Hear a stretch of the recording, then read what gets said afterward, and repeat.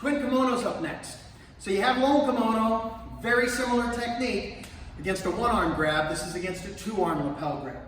So we're assuming that the person's reaching out and grabbing you, so they're extending their arms. They're not pulling you in. They're actually almost pushing you back. So we're going to take advantage of that extension by grabbing both arms back. So the left arm is going to go over both of the opponent's arms, grabbing a hold of the hand and anchoring the elbow. As I step back, going along with that pushing motion, and I'm going to shift my weight up into a upward block used to break or hyperextend the elbow joints. So from here, I come up. My left leg steps up the circle with this one, providing me with better range for a back fist or hammer strike to the solar plexus lung meridians of the opponent. Notice when I do so, I leave behind this right hip. I don't settle into it yet. I let that torque build up as I hit, then load up, and I release that hip with a hammer down onto the arms, clearing them at an angle, and then shifting back up into a chop to the neck, cross out, step back, on guard.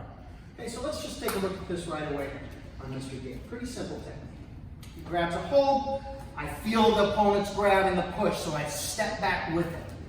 As I step back, I grab, making sure I anchor the elbow, taking my right arm, doing an upward blocking motion to hyperextend and bring him up on his toes.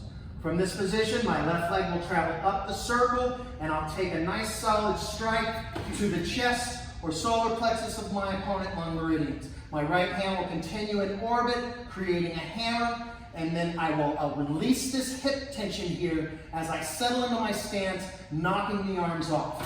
From this position, I rebound right off my body, back into the throat with a chop, cross out, step back, on guard. Let's give him one more angle serve. Twin kimono. He grabs, go up, strike back, unwind, chop, cross out, step back, on guard.